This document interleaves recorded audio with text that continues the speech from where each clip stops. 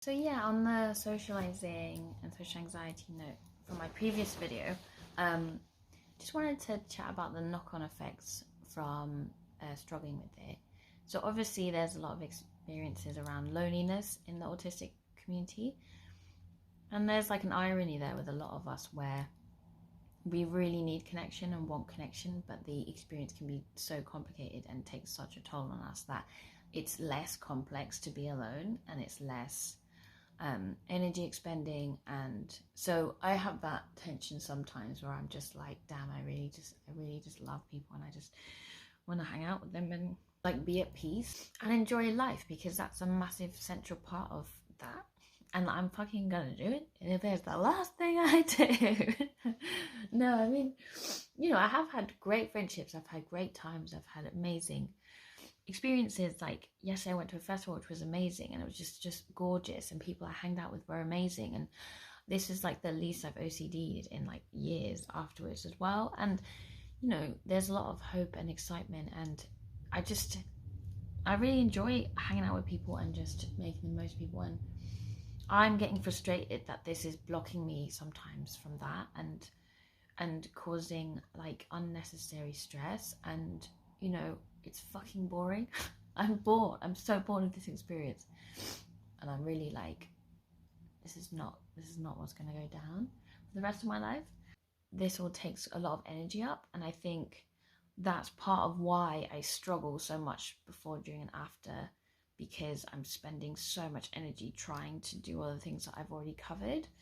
And just on the energy expenditure point alone, like that explains, it's kind of like a self-fulfilling prophecy, that it just takes up a lot for me, and then at the end I'm exhausted. One of the things that I struggle with is OCDing after socializing. So one of the ways that I've been dealing with that is, I've had chats with quite a few people about it who are saying, you're really trying to perform someone that you already are, like you already are a nice person, or like, generally you're friendly, nice, like, and so it's about getting calmer and kind of being, embodying that, and that kind of organically growing, right? So kind of having faith that lots of other past experiences have shown that actually it was fine. I was probably fine. Point is, it's probably not as bad as I am worrying about. If I got like the wrong facial expression or whatever, it's probably fine. So there is a side of me that's just comforting myself, being like compassionate towards myself.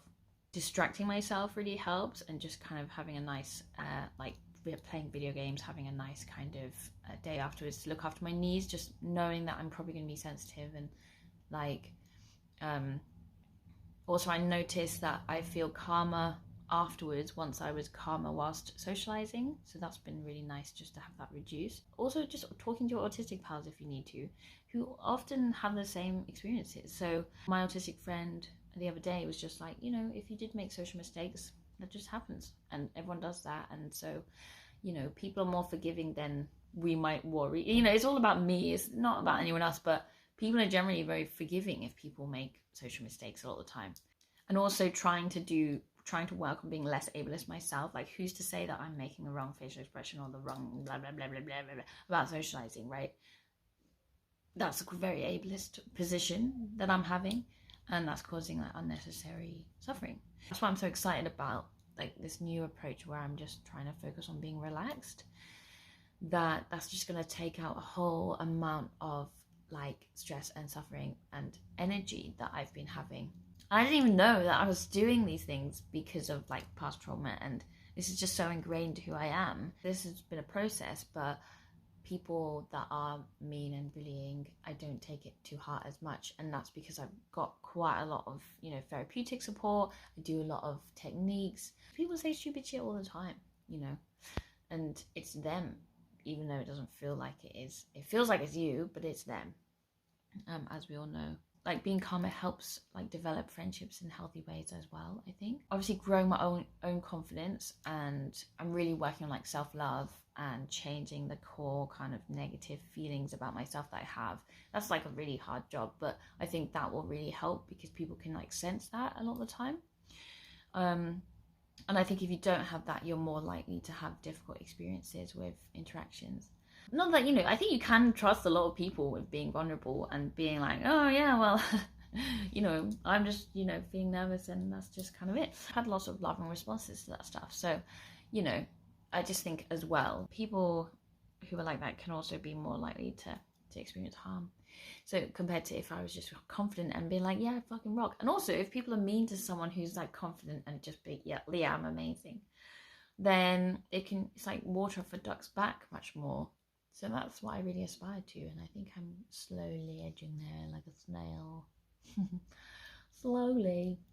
There's definitely a degree of accepting that I'm autistic, accepting that I'm going to be different, and other people also accepting that and celebrating that. I think this is a massive part of this, but it's not necessarily something I can address because I can't change society like in a big way, or it's not, that's up to those people really. And I'm really lucky to have so many people that do that, and that love and accept me for who I am. Part of like becoming calmer in social situations include like the stereotypes of like breathing.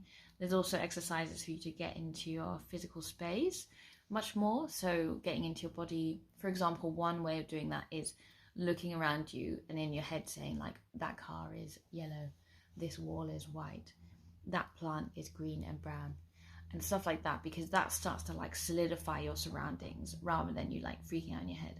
Yeah, active listening skills with socializing, kind of grounding yourself in your feet. Like at the festival yesterday, I just did a lot of like feet grounding when I was like, oh, my feet feel like roots and I'm really grounded and like stable and I'm here for this person. In terms of my presence, it's here. And I think a lot of people appreciate presence in general. Just with all your social interactions, I think people just really like it to see you there in your head, like present. And obviously, like also just taking your needs and your neurodiversity into account. Like maybe there are types of socializings that you do better or worse at. Like I actually really struggle with really intense environments because there's so much going on, stimulating wise, but at the same time, like I love dancing and like I love seeing people. So that's quite hard for me because I'm like, I really want to go to this party and at the same time, da da da da. So some people might just want to do other types of socializing. I personally don't. I want to keep partying. I want to create a middle ground for me inside with these things that I'm talking about. But then some people just might want to have board games and just chill. Or if they do have like a really intense partying situation, they might have to like learn how to manage that better for themselves, but also accept that maybe, for example, afterwards they might be freaking out a little bit. Another thing I've done with some of my autistic friends is that we check in after interacting and we're like, yeah, that was good. Well done, we did good. There's nothing lingering, there's no like ambiguity. And again, that's another beauty of autistic friendships, is that we're very just like on it with how we feel. If there's something to be addressed, we just talk about it. I don't think the way people socialize is necessarily okay, or the social norms are like the best. For example, everyone pretending that they're fine all the time. The idea of that is actually quite dark and I think causes a lot of suffering. Also, a lot of friendships and a lot of socializing is a massive performance, right? So, it's not surprising I feel pressure to perform, and a lot of other people do. So, yeah, it's interesting because I think this pulls up interesting questions and things to think about. That's what I find so exciting about being autistic. But I feel like we're here to inform the world of better ways of being and interacting and ways to like destroy harmful social norms. So yeah, there's a lot of things where we create like just kind of neurodiverse friendships and neurodiverse ways of having friendships. You don't have to be neurodiverse to have a more neurodiverse type way of socializing, which is just very broad and kind of accepting and celebratory. Yeah, and I think there's another level of becoming confident to like not give a fuck and being like, if people don't like or appreciate me, that's their loss. And I'm great. As in like that's what I need to like just fundamentally believe and feel and emulate. Confidence, the kind of literacy about what's happening and what's happened in the past and how to be calmer and less ableist, I think it's just gonna be it's gonna be so socially delicious. Yeah, I think it's gonna be good. I'm so excited. I'm so excited. And the reason why I'm talking about it directly is because I don't think that many people do, and I think maybe it will help other people if we did. Okay, I'm gonna go now. Bye.